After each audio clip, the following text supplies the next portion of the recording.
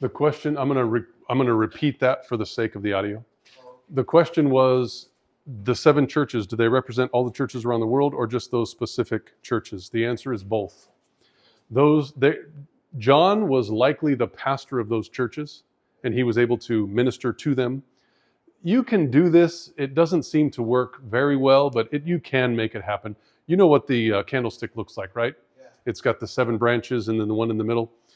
You can kind of see that the churches are laid out in such a way that you can kind of make one of those candlesticks like what you're talking about, what you're seeing there. But in all reality, the geography of it doesn't work perfectly. It doesn't make it like, wow, that's it. You have to kind of bend it a little bit, but it can work. Anyways, John was likely the pastor of those churches, and each of those churches needed to get the message of the revelation. You can read that in chapter 1. Write what you have heard, and then send it unto the 7 churches: Sardis, Smyrna, Pergamos, Ephesus, Thyatira, Sardis, Philadelphia, and Laodicea. So every one of those churches had their own presence, and they had their own issues. Yeah. And those issues are available and relevant to every church or group of people in the world since then. Okay? So you're asking a really good question. Is it something, I'm going to actually just take that away because I feel like it's going to be crooked otherwise. Is that something that we can see and understand for all the churches? The answer is yes. Now, remember, one of the things I made in this little area down here was that each of those 7s represented the time when Christ first came, all the way to the time when Christ comes again. So those 7 churches refer to the history of the churches between the time Christ was here until the second coming. Now, the seals represent the civil activities, the blessings and the cursings on nations, whether or not they obey God or reject his counsel from the time Christ was here until the second coming. And then the war history, the military history, is the same in the trumpets from the time Christ was here until the second coming. Now, you would think that every church goes through these kind of things, not just one church is Ephesus, and that one church will never be Laodicea. I've been a pastor in different congregations over the years. It's amazing how at first, like for example, there was a church we called RPH. And that church was at first on fire for the Lord. Everybody was so excited. Everybody was ready to minister. They were wanting to study, and it was exciting.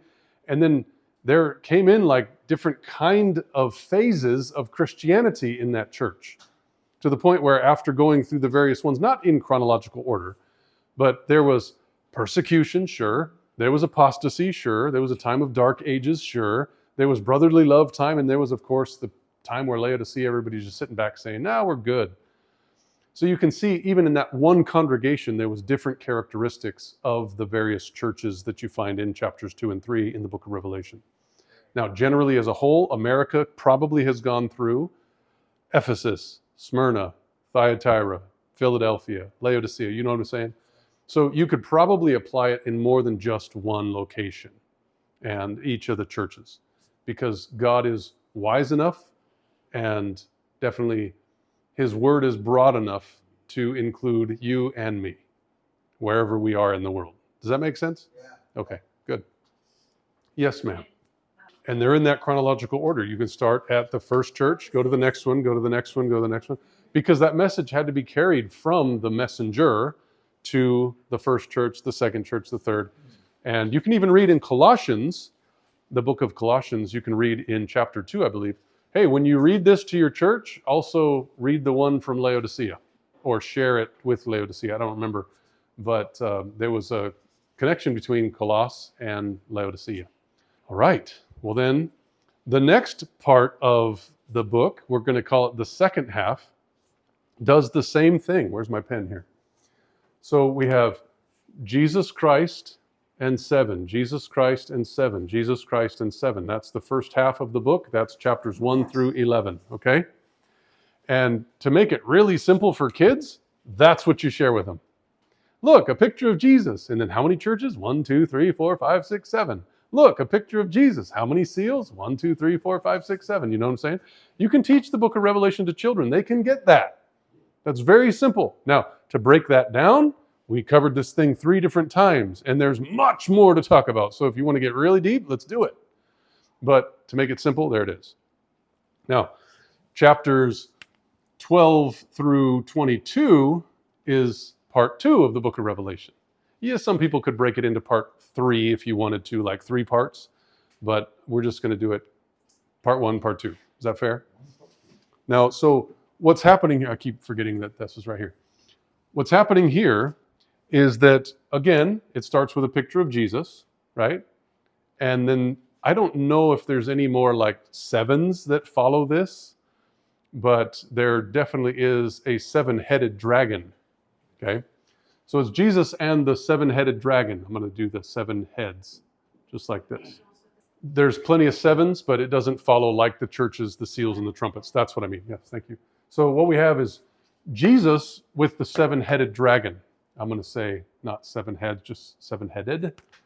And the reason why we're going to talk about that is because the central portion of the book of Revelation, starting in chapter 12, and I believe through 13, really through 14, 12 and 14, through 14, that's like the central focal point theme of the book of Revelation. It's not only trouble in the churches, trouble in the civil realm, or trouble with militaries around the world. It's trouble all over the world based on a war between Jesus Christ and Satan. Okay? That's what chapters 12 through 13 specifically deal with. Chapter 14 is God's answer to that, which is the 3 angels' messages at the end of time. But 12 and 13 really are the focal point. And maybe I could give you... No, I can't. I'm going to do that later because I'm going to get totally distracted. It's really hard to figure out what to share and what not to share because there's so much good stuff. So now, what's interesting about the chapter 12 is it takes you from the time of Jesus to the second coming. Almost. Okay?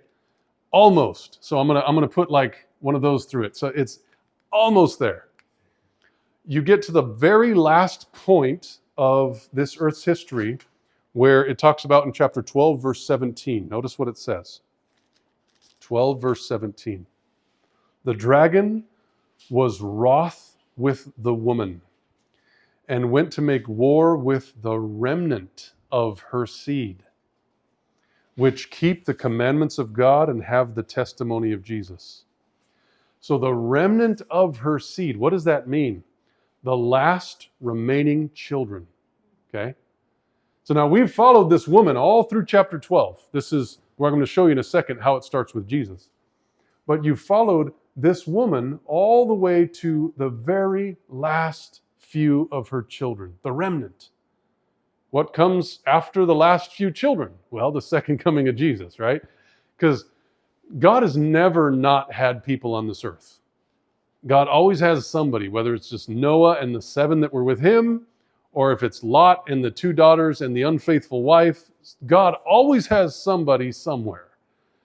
And so God's going to have people at the end of time. They're called the remnant. Okay, you just read it for yourself. It's the remaining or the remnant of her seed. Who's her? The woman, the faithful woman. Now, the problem with the woman is she kind of got, distracted a little bit. Notice that again, one time more in chapter 12, verse 17. The dragon was wroth with the woman. Now, why? Because the woman has been running from him. He's been chasing her. He's very angry with her. But then notice it says, and went. Wait, he what? He went. He was angry with the woman, and then he went to make war with the remnant of her seed.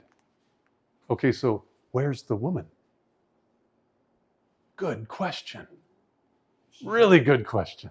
Was she taken out already? Oh, that's a good question too. So what we have here is this war between good and evil, okay? Let's look at chapter 12, verse 1.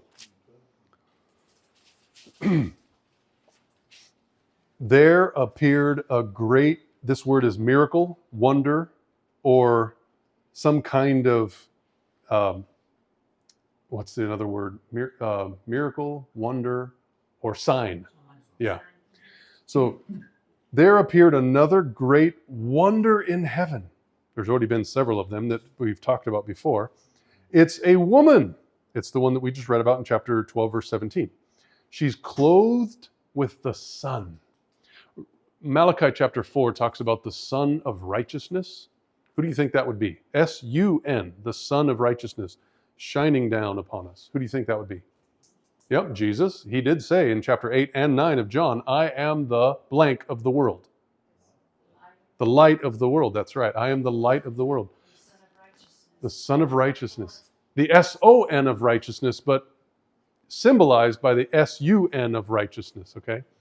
So that's Malachi chapter 4. But then so we have here this woman, she's clothed with the sun. Now, is she dark or is she light? She's light, yes. The very last verse of Psalm 56 talks about walking with or in the light of the living. I know that because just the other day, I asked my son to lead out in worship. He's 21 years old. He was like, yeah, sure. He opened up his Bible. He says, I've been reading the Psalms recently. He turned to 56 and said, the verse that really mattered to me was the last verse of Psalm 56. And he just liked the poetry of the idea of walking in the light of the living. Okay? So that's who she is. That's this woman. She's clothed with light, not darkness. This is God's woman, right? Sure. So she's clothed with the sun. The moon was under her feet. Now, what does the moon do? The moon reflects the sunlight, exactly. Now, if you're standing on something, what does that mean? Are you on the sand of the sea? No, it's the moon, right? So the moon's not sand of the sea. That's a different thing. That would be a good foundation. Could we say that? The moon, I don't know. I've never touched it. But you know what I'm saying? It's a better foundation than the sand of the sea, that's for sure. Now, the moon is reflecting the glory of the sun. She's clothed with the sun, and she's standing on that which reflects the sun. What would that be? Well, that would be the law of God. Now, I don't know how much you've studied the law of God, but there are generally two laws, okay? There's the law of the moral law and the law of ceremonies, or what some people could call Moses' law, okay? Now, the moral law was written on stone. The law of Moses was written on paper, okay? Two very different things. The law of God was given directly by God, written with his hand to Moses. Remember, Moses came down and threw it at the bottom of the idolatry, the idol, I guess, that they had set up. The golden calf, right? He threw it, and what happened to it? It broke. Do you know what color that set of tablets was? Sapphire. It was blue, you're right. Yep, you get that from Exodus 24. So you have this blue stone that Moses threw down, and it broke there at the base of the mountain. Well, God called him up. I think it's 31, 32, or 33, I don't remember, in the first portion of those chapters in Exodus. And God says, Moses, you go cut out something, bring it to me, and I will write again what I did on the first one. God did not entrust Moses with the moral law, not to write it. That was God's finger. Well, Moses was given the law of the ceremonies, the sacrifices, etc., and he wrote those things with his hand. Okay? So there's the moral law, which is very different and treated differently by God than the ceremonial law. There's two laws there. Yep, the Levitical law is the ceremonial, the sacrificial. Yeah, that's it. Levitical. There's lots of different ways you could say that, but that is another one. So you have the 10 Commandments. If you look and you study that, and you study it well, you'll realize that it is referred to as light, as eternal, as something that is righteousness, that is good, that is holy, it's just, it's pure. I don't remember all the terms. One thing the law does not do is forgive you. No, it points out your sin. And what it does is point you out that you're a sinner, and then you're like, what do I do? And Christ is like, come over here. And you're like, okay, great, what do I do? He says, go keep my law. So you break the law, and then it points you out as a sinner, and then that brings you to Christ, and then he points you back to the law. Because he wants people keeping his law. I mean, that's what we read in chapter 12, verse 17, right? They keep the commandments of God and the testimony of Jesus Christ. That's what God is looking for, people to keep his law, not to break it. And so that law is the one that reflects God's character. Light, pure, perfect, just, righteousness, holiness, all those things are in the Bible describing that law. You cannot find that with the ceremonial law, the law of Moses, the Levitical law, or the law of sacrifices. So that law is the one that reflects the glory of God. If it's her foundation, that makes sense to me. Now, you could probably put something else in there too, but that's what it makes sense to me. Now, you were going to say something. 1 John chapter 3, verse 4 says, sin is the transgression of the law. Now, what's interesting about that is sin, the word sin is actually a noun. So sin is something. What? Sin, a noun, is a verb. Sin is the transgression of the law. So sin is not a thing. Sin is an action. It's a choice. It's something that you will do. You're not going to fall into hell by yourself on accident. Whoops, I'm in hell. Sorry, God, I should have been in heaven. You're not going to fall into heaven like, oops, hey, good, this is a nice place. You are going to choose to be in heaven, or you're going to choose to be in hell. And that's why it's so important to understand what you just said about sin is an action, the transgression of the law, right? Very important. Oh, yes, very much. And there's more laws, like the law of the natural laws. Let's say gravity is a natural law. Healing is a natural law, okay? Disease is a natural law. So they're the opposite of that. You have the civil laws that you're probably referring to with the, okay. So those are all in the law of Moses or the Pentateuch, even before the law of Moses, because some of those things existed before that, like gravity, for example. And so there's lots of different laws, but the two general major ones, the moral, ceremonial. And so I would suggest she's standing on that which reflects the glory of God, which would be a foundation. She's on a foundation, and she's God's people. They're asking God's people at the end of time to keep the law of God and the testimony of Jesus. So it just makes good sense. Anyways, what we're seeing here, though, is she's got on her head a crown of 12 stars. Now, what's interesting is the sun, the moon, and the stars is what's referred to in that first verse. She's clothed with the sun, standing on the moon, stars are around her head. So she obviously is a believer in Genesis, right? Genesis chapter 1, 2, and 3, the creation. Verse 2, she, being with child, she cried. Being with child, what do you think that means? She was pregnant. Right. She gives birth a little bit later, but she was with child. And so that means she was pregnant. And this is interesting because notice what happens to this child. It says in verse 5, she brought forth a child. And that would be the giving birth part that's referred to. She brought forth a man-child who was to rule all nations with a rod of iron, and her child was caught up unto God and to his throne. What child is that was caught up unto God and to his throne? Jesus. So Jesus was the one in the belly of this woman in verse 1. You see how that works? Or sorry, yeah, verse 2 really is what we talked about. She was crying, she was now travailing, in birth, pain to be delivered. So she's right ready to bring forth. And right at that point, it says in verse 3, and there appeared another wonder in heaven. So she is the first wonder. Clothed with the sun, moon under her feet, stars around her head. She's pregnant. She's ready to give birth. She's like, starting to breathe hard. She's grabbing something next to her like, sweetheart, it's time. That she's like right there. And then there's another wonder in heaven where it says in verse 3, there appeared another wonder in heaven, and behold, a great red dragon, having 7 heads and 10 horns and 7 crowns upon his heads. Whoa! So she has crowns, he has crowns. Interesting. In a moment, she's going to have red on her too, because that's what happens when you give birth. But so that's what I was talking about. There's Jesus and then the seven-headed dragon. Okay? Now, chapter 12 goes from Jesus, the first coming, which we just saw. She was pregnant with a child that was caught up to heaven and to God's throne. That's Jesus. So that was right there at his first coming. But then we saw toward the end of that chapter, there's the remnant of her seed, the few last little children.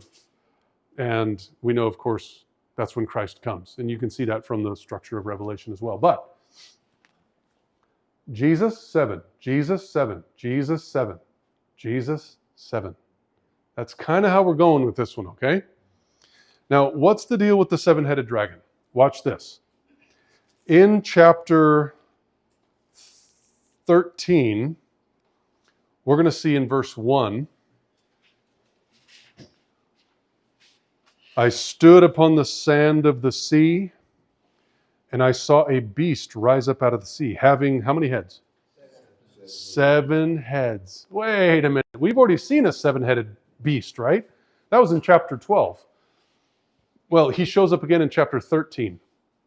And then, watch chapter 17. Go to 17. Revelation 17. In verse 3.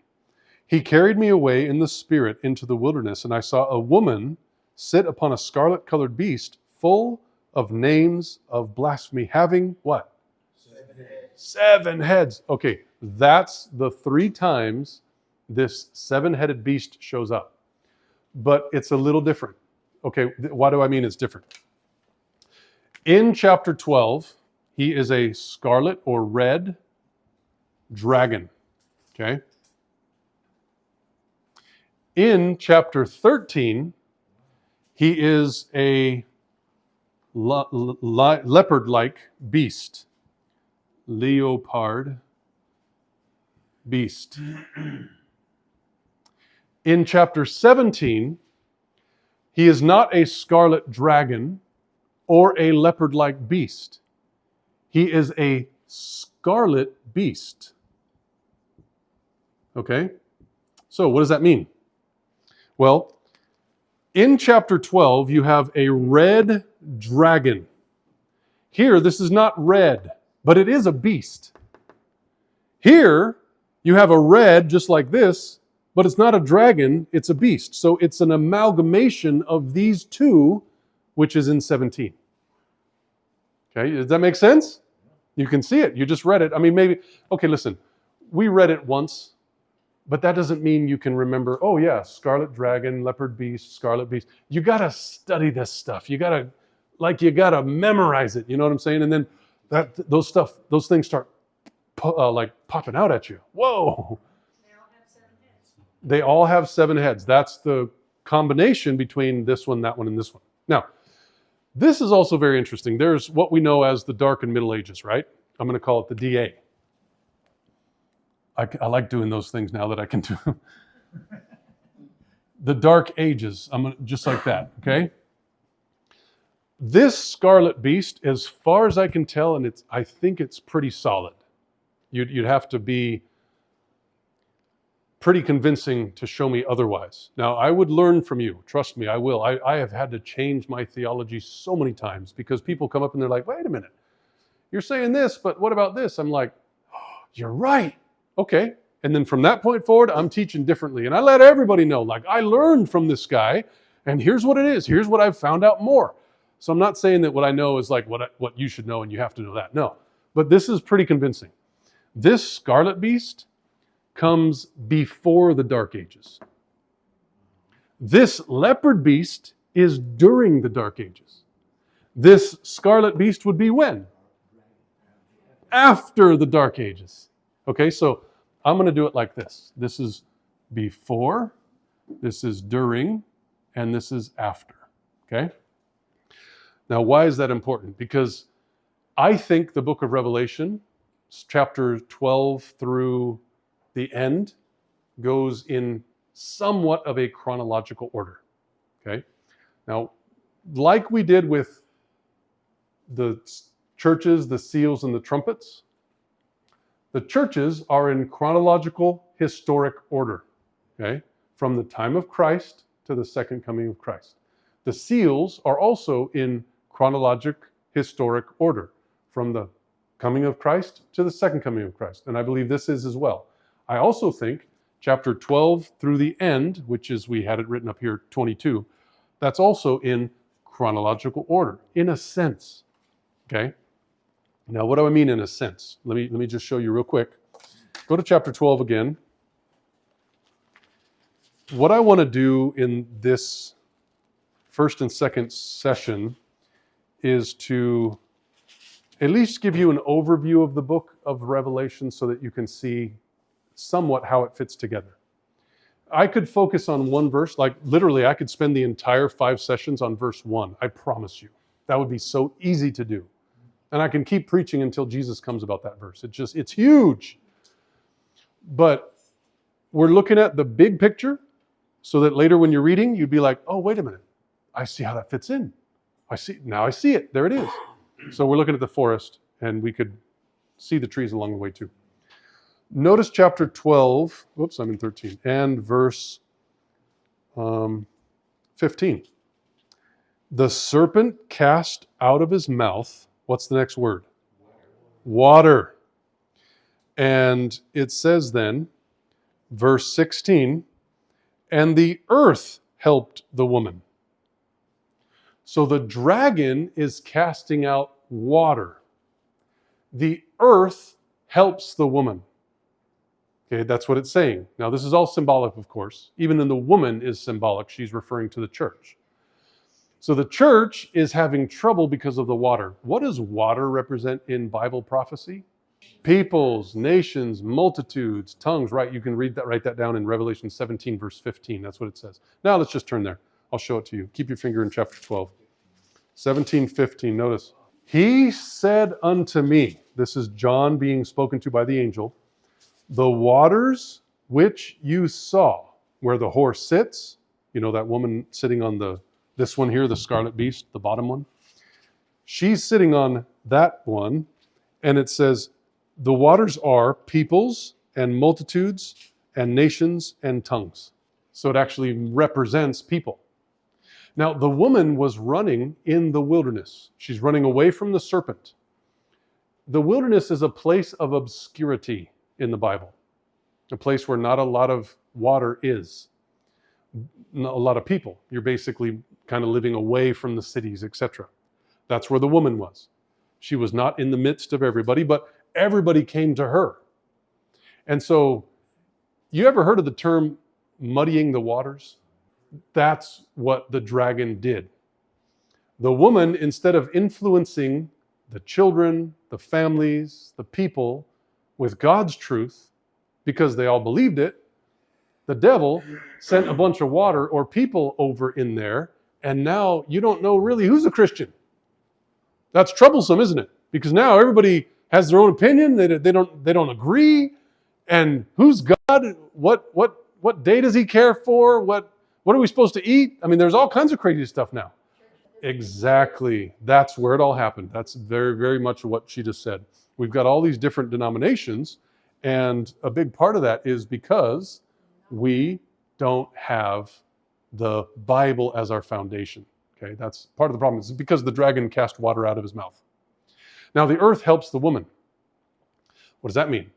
Well, an unpopulated place is where the woman is able to find refuge. Okay, now, turn to chapter 13. It says in verse 1 of Revelation 13, I stood upon the sand of the sea and saw a beast rise up out of the... What is the sea made up out of? Water. Right. So wait, what are we doing here? This is like a expansion of what we just talked about in chapter 12. The dragon casts out water from his mouth. Well, there's this dragon here, or this beast that comes up out of the water. Well, notice in chapter 13, verse 11, it says, behold, another beast came up out of the earth. Wait, the earth helped the woman? The dragon cast out water, but the earth helped the woman. You see what's happening? you have that little picture in chapter 12, which is expanded on in chapter 13, the water and the earth. And so there's this kingdom, which a beast represents a kingdom. You can learn about that in Daniel chapter 7. But a beast representing a kingdom is persecuting God's people. And then another kingdom rises up to help God's people. Oh, we're talking about kingdoms that are rising and falling, just like in the Old Testament, right? Babylon or Egypt or Assyria or Greece. These are kingdoms that that had risen up or had fallen. God knew about those things. It didn't take him by surprise. And so now he's foretelling those things before they came to pass. John was on the island of Patmos 2,000 years ago. He was writing stuff that hadn't happened yet. And so as he's writing, there's a kingdom with water, there's a kingdom with the earth. Does that make sense? And so now, this section here, chapter 12 and 13, is not only talking about nations warring with one another and God's church being the focal point of that war, kind of like a jihad, if you will, except they're not fighting each other necessarily, they're fighting against God's people. You have this idea of war between what is right and war between what is not right. Righteousness, unrighteousness, truth and error, light and darkness. Okay? That's what's happening in 12 and 13. Well, God's answer to that is in chapter 14. Chapter 14, there's the 144,000 mentioned at the first part, but then in verse 6, it talks about there's an angel flying in the midst of heaven, having the everlasting gospel. He's to preach this gospel to everyone that dwells on the earth, to every nation, kindred, tongue, and people. So that would be to all the waters, right? So all the waters represent people, nations, tongues, etc. Well, God's people have a message to present to everybody. What are these messages? Well, it's quickly summing up the three angels. Verse 7, verse 8, and then verses 9 through 12 are the first, second, and third angels. Now, you can see in chapter 14, at verses 13 and onward, Jesus Christ is coming in the clouds of heaven. I looked, it says in verse 14, I'm going to just read 14. I looked, and behold, a white cloud, and upon the cloud sat one like unto the Son of Man, having on his head a golden crown, and in his hand a sharp sickle. So that would be harvest time, right? Jesus Christ is coming to harvest. And you can read it further. The harvest of the earth is ripe, reap, etc. The wheat and the tares.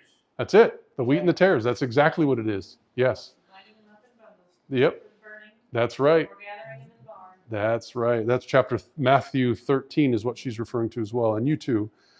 And so this whole idea of Christ coming is very interesting, and you would think that it would go from chapter 12, let's see, instead of chapter 12 to the end of the book, which is 22, you would say, no, I mean, you can see Christ coming in chapter 14. Right, you can. But I don't think that we have enough of a finale to say that's it. The reason why is because notice in chapter 19, verse 11, it actually picks it up again with this same idea.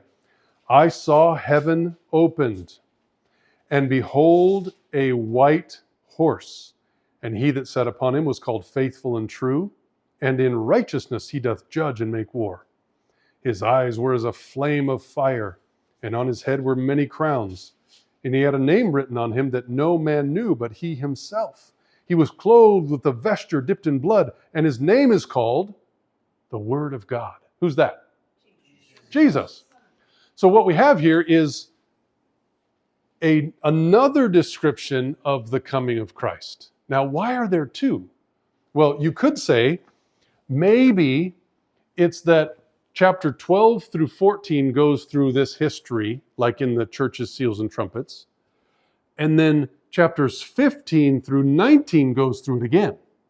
But it doesn't work that way. And the reason why is because 15, remember the sanctuary that we had drawn out here? And over on this side, there was the most holy place. and I showed that Christ leaves the sanctuary? That's chapter 15 when he leaves the sanctuary.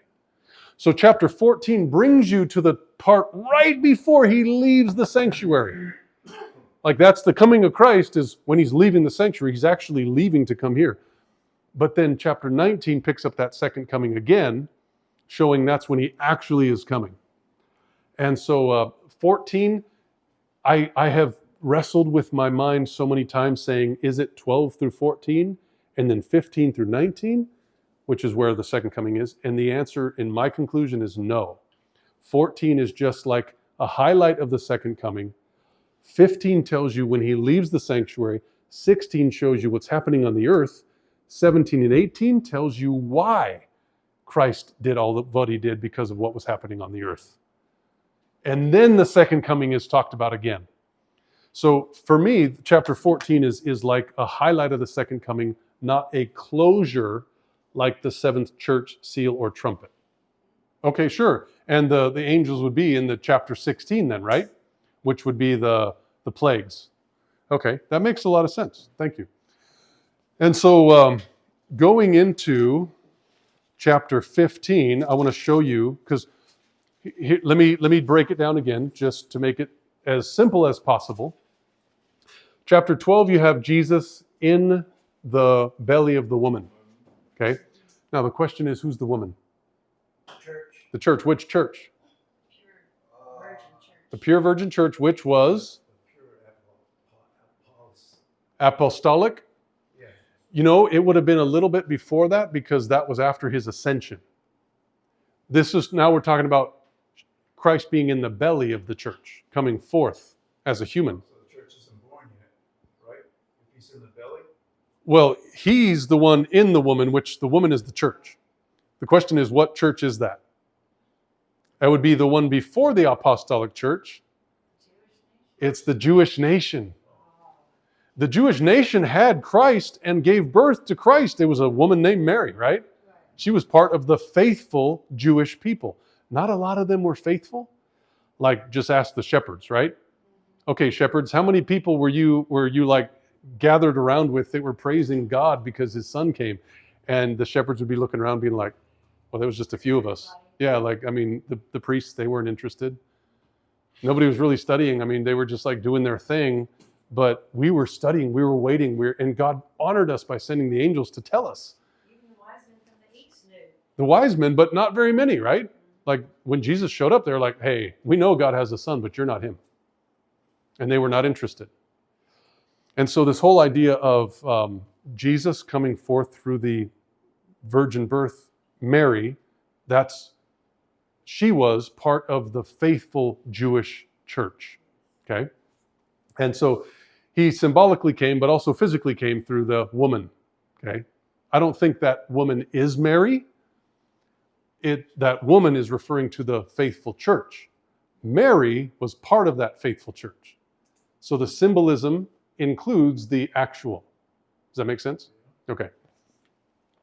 So Jesus was here as a babe, and then chapter 13 and 14 show kind of what was happening toward the end of chapter 12, not verse 17 with the remnant of her seed. So that 13 and 14, the water and the land, that was picked up in chapter 13, the water and the land. Chapter 14 is God's response to the water and the land. I've got 3 angels that are going to go and tell everybody in the world what my truth is. There's a picture of Christ coming in chapter 14, and then the sanctuary is what we're going to talk about right now, being empty. What does that mean? Let's chapter 15 of Revelation. And we're going to look at the very last verse of that one, where it says in verse 8, chapter 15, verse 8, the temple was filled with smoke from the glory of God and from his power. And no man was able to enter into the temple till the 7 plagues of the 7 angels were fulfilled.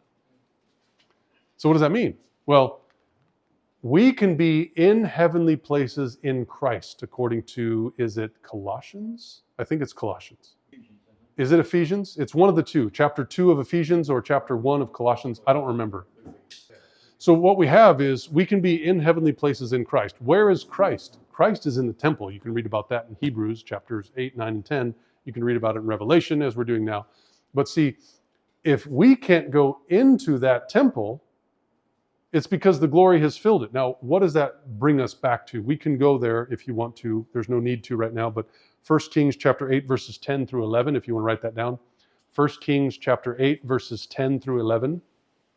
That will show you in the Old Testament when the glory of God filled the temple. When the glory of God filled the temple in the Old Testament, nobody was able to go into that temple. They would have died because of the glory of God. Not even the high priest. It wasn't the Day of Atonement during that time. It was God honoring the prayer of Solomon, wasn't it, during that time? And the glory of God came. So what that means for us in chapter 15 of Revelation is you or me, we cannot go into that temple. What does that mean? Christ has left the temple. Wait, there's going to be a time where we're not going to have an intercessor? No mediator? The answer is yes. That's why God's people at the end of time will be sealed. You know how to seal something, don't you? You get the cans, we're going to call them the pint jars. You heat them up real good, right? Why do you do that? It's to burn off all the bacteria. Then once they're cooled, you pour whatever you want in there, pure. It can't be full of bacteria or germs or anything. It's got to be clean stuff. You put let's say pears. You put the pears in there, you fill it up, you put the cap on, then you got to heat it. Once it's heated, then it seals. Now, when it seals, there's nothing good that leaves and nothing bad that goes in. It's sealed. Okay? That's what God is trying to do to his people. He wants to seal us. Now, there's a different way that you can see it from the Bible. It's actually like a wax idea. The papyrus, yes. Yeah, if you had a papyrus roll and a king wanted to get a note to somebody without anybody else reading it, he would put some wax on that seal or on that papyrus, and he would seal it with his ring, probably, or his stamp, whatever. And once it dried, the courier would take that to whomever it needed to go to. Now, if that seal broke, what happens to the courier? Off with his head. He has broken the seal.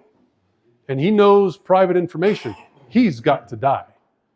You probably have to torture him to find out who read the thing first, right? Because that's you can't just kill him and then it's like, who else read this? So it's a big deal to be sealed.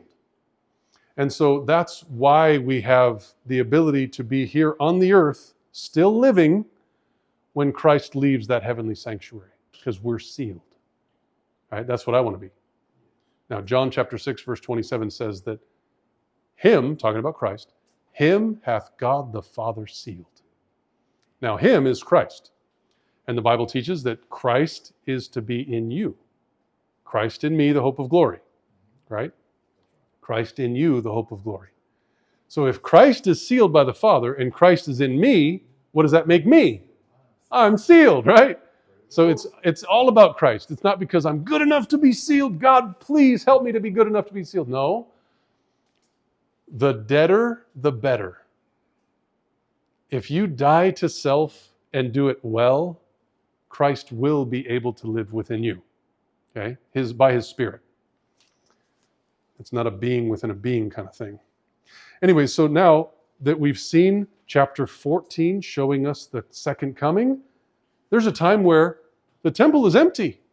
Why? It's because Christ has left the temple. That's why it talks about the second coming in chapter 14, because Christ has left the temple described in chapter 15. What happens on the earth? Chapter 16, all of the plagues, 7 of them. There's plagues on the earth, plagues on the sea, plagues on the fountains of waters, which makes me think of the sea, the earth, the fountains of waters, and brings you all the way back to the commandments. And so then what you have is, in chapter 16, all of the plagues, 1 through 7 of them. There's no, how would you say, interlude, except it kind of is. There is. I'm not going to go into that right now, so forget it. But 17, remember this scarlet beast right here? We already looked at this one. That's chapter 17. And chapter 18 is talking about the economic collapse of the world. Okay? Chapter 18, if you want to study that, that's what it's talking about, the economic collapse of the world. Why? It says so because the scarlet-colored beast and the woman that's on the beast has caused all the earth to worship this beast. And let's see, what are some of the words? I'm trying to remember. They committed fornication with the kings of the earth. You can read about that. Look at verse 3. I'm just going to read chapter 18, verse 3. Chapter 18, verse 3. All nations, that's everybody, have drunk of the wine of the wrath of her fornication. Who's her? That's the woman on the beast. That's the only her that's talked about in this section. And it says, and the kings of the earth, which would be the leaders. Can I say that again? The leaders. It's the leaders, the kings of the earth have committed fornication with her, and the merchants of the earth are waxed rich through the abundance of her delicacies. And so when you go through and realize that the merchants are talked about, the merchants are angry, the merchants are saying, what's wrong with you? They can't buy or sell anymore. All their money goes to pot. Why? Because she has deceived the entire world. Why? For power. That's what this beast is trying to do. So chapter 18 describes all that, 17 and 18. And then chapter 19, what happens? Christ comes. So again, chapter 12, Christ is a babe.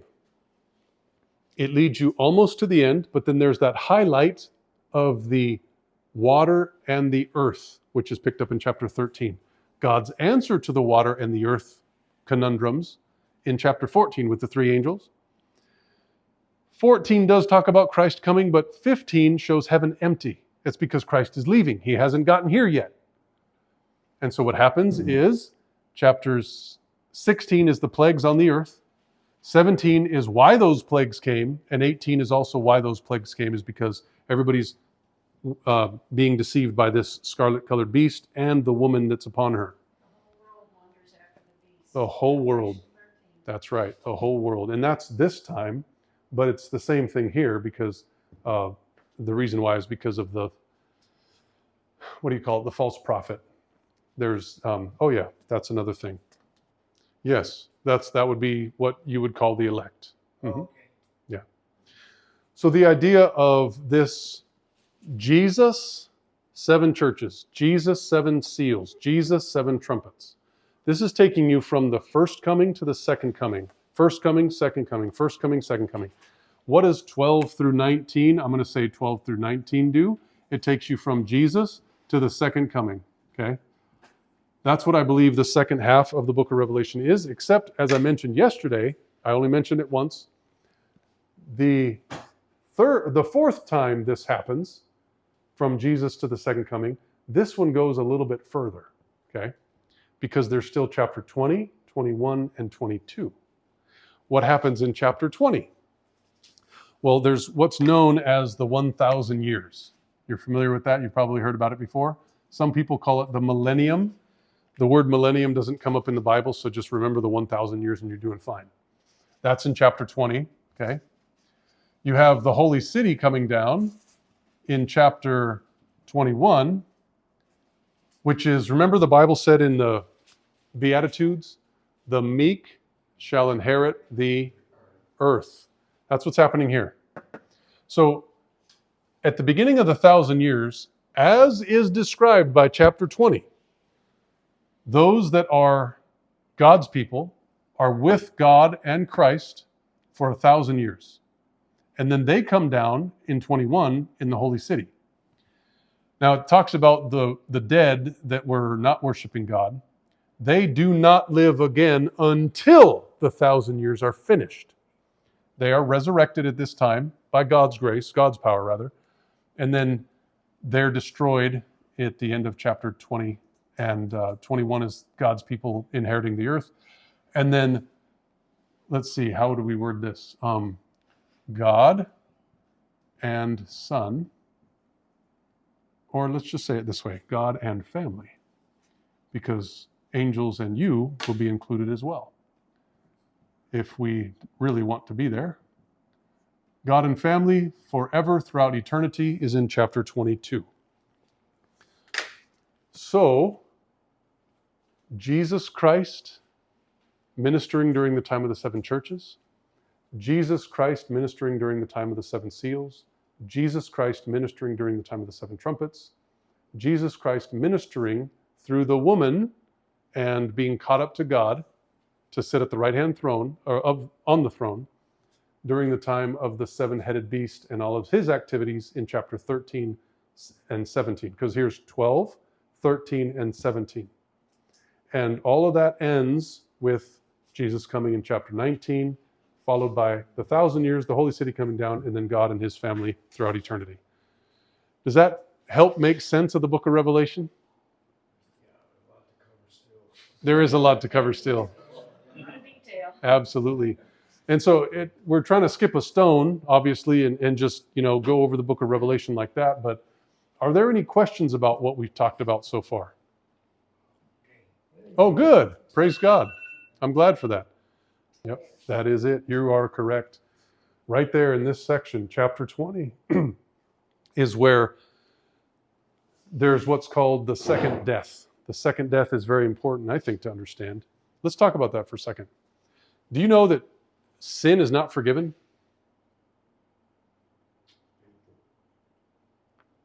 Sin, yeah, everybody got quiet when I said that, except for you. Sin is not forgiven. The sinner is forgiven.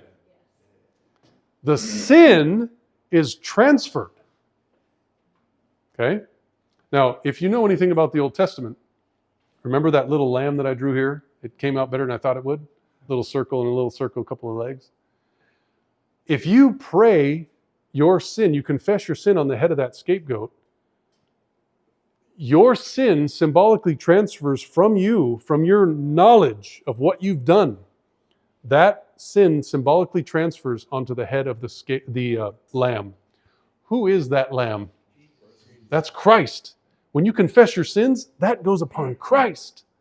Christ dies in your place. Now that blood, which has the sin in it, is taken into the sanctuary. That sin is transferred. The sin is not burnt up on the altar. That would be the second death. That's not the second death. That was the payment for your sin, which is atonement, yes, but not the final, finished, completed atonement, which would be right here in chapter 20, because the sanctuary still continues. The high priest did his part, but there's still something to do with the sin, you see? And so your sin is not forgiven. You as a sinner are forgiven. Your sin is transferred. Where is it transferred? It's transferred into the most holy place of the sanctuary. And that time during the Day of Atonement, which that's where you enter into the most holy place, which was on this side. There was that inner building compared to the bigger one here. This side right here, the most holy place, that is where all of our sin has gone. And it's from there that Christ will be able to put all the sin on the head of the scapegoat. Now, what sin is there?